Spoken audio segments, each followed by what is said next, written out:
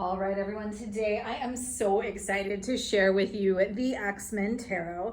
Now, this is a really cool tarot. It was created by Jeremy Ennis on Instagram, and I actually found out about it from my friend Laurel of Stylish Robot, and they are an amazing tarot reader and an incredible deck collector, and they told me about this artist, and you can find them on Instagram at Xmen_tarot, but they've also created a number of different fan, I guess, fan created, but also you could call them like artist published decks. So they have this deck, the X-Men Tarot. They also have a Dark Knight Tarot. I think they're finishing up an Astro Boy Tarot.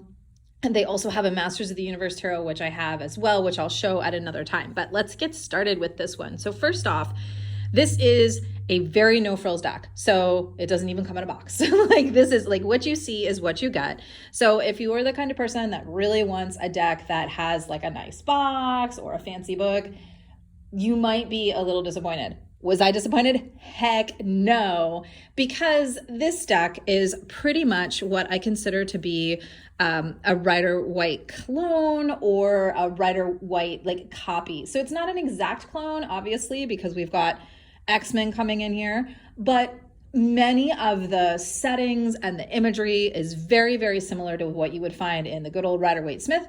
And so if you are familiar with that, you will be very, very familiar, like comfortable with using this deck. Really, any kind of book about tarot, about the Rider-Waite Smith deck will generally give you the basic information for this. And like bonus, if you know the X-Men, you will have a lot of fun with this deck because you'll be able to extrapolate a lot of the meaning from the knowing like some of the different X-Men storylines. I love that one, storylines. So the cards are standard size for a Rider-Waite Smith, and they're matte. There's no fancy shiny edges or anything like that. They are just a very lovingly made deck from the artist. So let's take a look at the different cards. You can see kicking it off right here, we've got Gambit as the Fool. And I love the fact that the artist includes many of the traditional Rider-Waite Smith symbols, like the little white dog and the cliff and the sun and the mountains and all that good stuff. So they really did an amazing job, not just bringing in the X-Men symbolism, but also bringing in the tarot symbolism, which I like. I love decks so I'll just, as I talk, I'll go through the cards. Oops. Let's get the Magician in there. Okay, we've got Professor X as the Magician. I love it when decks I love it when the creator of the deck understands not just the tarot, but also the subject materials. Sometimes when you get a deck like this, where they are referencing something that is not tarot related, you wind up with a deck where some of the characters that are chosen might not make much sense. But this artist really did a great job with that. If you're reading the current, let's see, it's April 2023. If you're reading the current storyline right now in some of the X-Men, this is even funnier, or even more appropriate that Beast is chosen as the Emperor. Not to give anything away, but we have Magneto as the Hierophant, and you have the classic lovers, of course, Scott and Jean. And I love the fact that the Phoenix is in the background on that one. That's nice. This is one of my favorite cards. I will say, if I have one complaint about this deck, it's not really a complaint, but there should be more Wolverine. So like, please make a Wolverine deck. That would be, oh my gosh, that would be amazing. But here we have Logan on the bike. And that is one thing, there's only so many X-Men. So you will see you'll see Gambit appearing again. You'll see Cyclops appearing quite a bit. So you will see some of the characters appearing more than once, which I don't think is a problem at all. We've got Mystique as the Wheel of Fortune. Bishop is, Justice.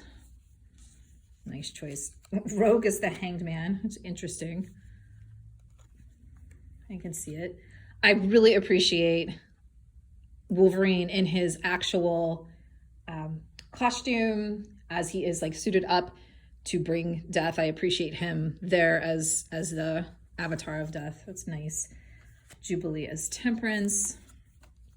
The Devil, we have the the Sentinels, which is really kind of cool. And yeah, here I am. For those of you that might not have realized it yet, huge geek, huge nerd here. So I really love the fact that I can easily identify a lot of the characters. And so we even get into some of the New Mutants as well.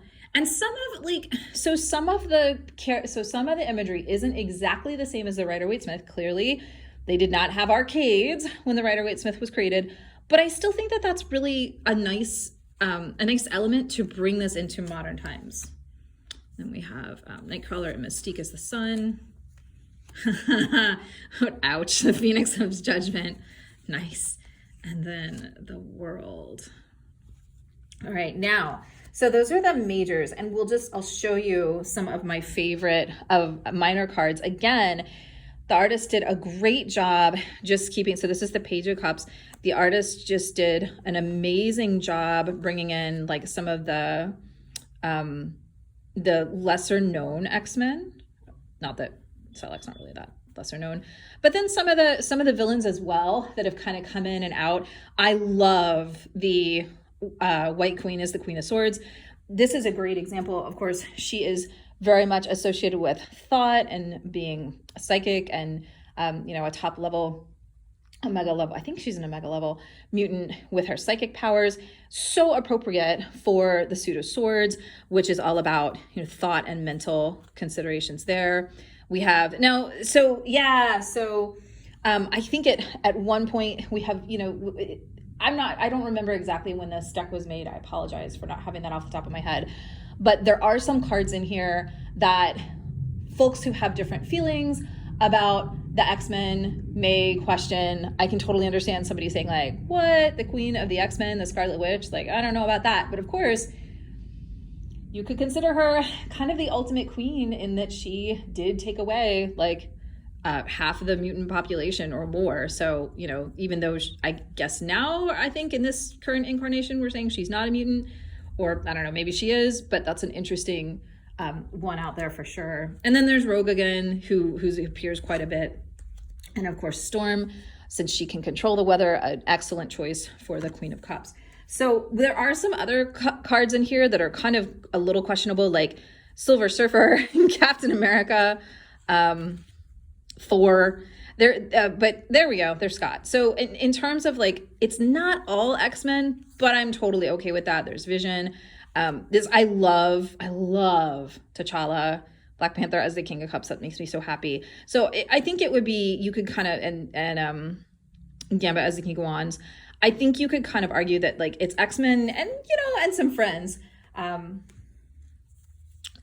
But again, also just something to know about this deck if you do wind up buying it. When my deck came, it was organized like this where all of the same numbers were grouped together. And some decks definitely do have that kind of grouping. So just be aware of that. Is it a man thing? Just be aware of that when you do get your deck. But this is a great example, I think, of the author, artist really understanding not just the tarot and what the cards mean, but also their subject matter as well. Because here we have Wolverine in bed with that 9 of cards. Energy, typically this card is shown as kind of like a lot of times we call it the nightmare card. It's shown as a person in bed who's having trouble sleeping because they're having those like hard thoughts at night. Well, here he is looking at a picture of Scott and Jean. And of course, for those of you that are huge X-Men fans, you know that Wolverine is madly in love with, well, maybe not madly, but he definitely is in love with Jean, as is Scott.